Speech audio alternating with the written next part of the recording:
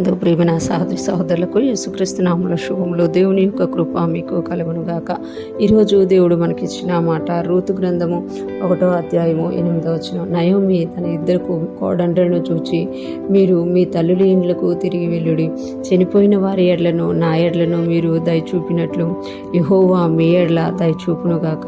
ఈ మాటలు మనం రూతు గ్రంథంలో చూస్తున్నాము. ఎప్పుడైతే నయోమి తనకి కరువు కలిగినందున యెరూషలేమును వదిలి బెత్లెహేమును వదిలి మోయాబు దేశంలో నివసించడానికి వెళ్ళినట్టుగా మనం చూస్తున్నాము. మోయాబు దేశానికి వెళ్ళిన తర్వాత తను తన భర్తని తన కుమారులిద్దరినీ కోల్పోయిన తర్వాత దేవుడు బెత్లెహేమును దర్శించను అని విన్నప్పుడు ఆమె ఇక్కడ తన కోడండ్రతో చెప్తున్నమాట. నయోమి తన ఇద్దరు కోడండ్రులు చూచి, మీరు మీ తల్లుల ఇంట్లోకి తిరిగి వెళ్ళుడి, ఎందుకు అనంటే నేను మా తల్లిగారింటికి వెళ్ళిపోతున్నాను, మీరు మా తల్లి ఇంట్లోకి వెళ్ళుడి అని ఇక్కడ తెలియజేస్తుంది అనమాట. అంటే నేను మిమ్మల్ని పోషించే స్థాయిలో లేను, మీ జీవితాలు మీవి, మీరు మీ ఇంటికి వెళ్ళి మీకు ఇష్టమైనట్టుగా మీరు బ్రతకండి అని అతనే కోడళ్ళకు పంపిస్తున్నట్టుగా మనం ఇక్కడ చూడగలంట.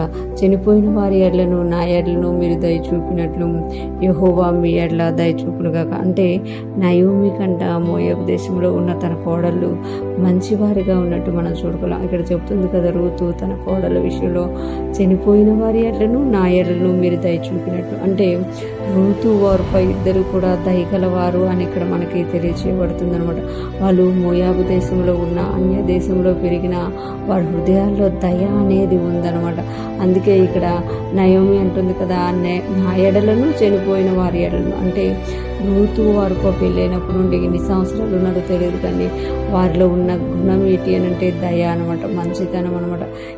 ఏది పడితే అది మాట్లాడే రకం కాకుండా అత్తకి భర్తలకి అణగి ఉండేవారుగా ఉన్నారు. కనుక ఇక్కడ నయం అంటుంది కదా, మీరు మీ తల్లుల ఇంట్లోకి వెళ్ళండి, మీరు నా ఎడలను చనిపోయిన వారి ఎడ్లను నా ఎడ్లను మీరు దయ చూపినట్లు యెహోవా మీకు దయ చూపునుగాక. అంటే నేను మరి దయ ఏం చూపించలేను, నా దగ్గర ఏమీ లేదు, కానీ నా దేవుడైన యెహోవా మీకు దయ చూపునుగాక అని చెప్తున్నారు. అంటే ఏదైతే రూతు ఓర్ప విత్తారో, అంటే దయను చూపించారో వాళ్ళ అత్త ఎడ్ల తమ భర్తల ఎడ్ల వారు దయ కలిగి ప్రవర్తించారో అదే దయను మరలా ఇక్కడ నయోమి వారి విషయంలో ప్రవచిస్తున్నారన్నమాట. యెహోవా మీకు దయ చూపునుగాక అనేసి. ఈరోజు ఫ్రెష్ మన వింటున్న ప్రతి ఒక్కరూ జ్ఞాపకం చేసుకోవాలి. మోయాబు దేశంలో ఉన్న రూతు ఓర్పలే ఇతరుల విషయంలో దయ చూపేవారుగా ఉన్నారు. దయ అనేది దేవుని గుణం అనమాట. ఎప్పుడైతే మనం ఇతరుల విషయంలో దయ చూపిస్తామో మనం కూడా దయను పొందుకుంటాం.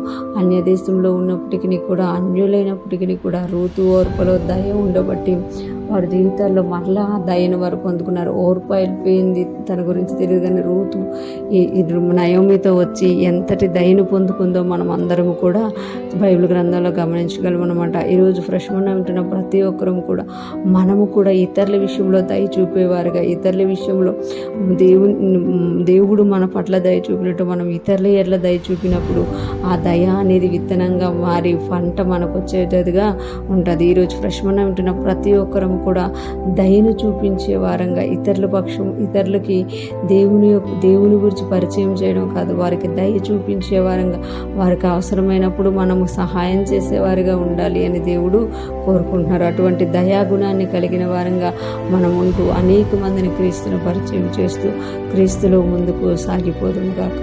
ఆమేన్.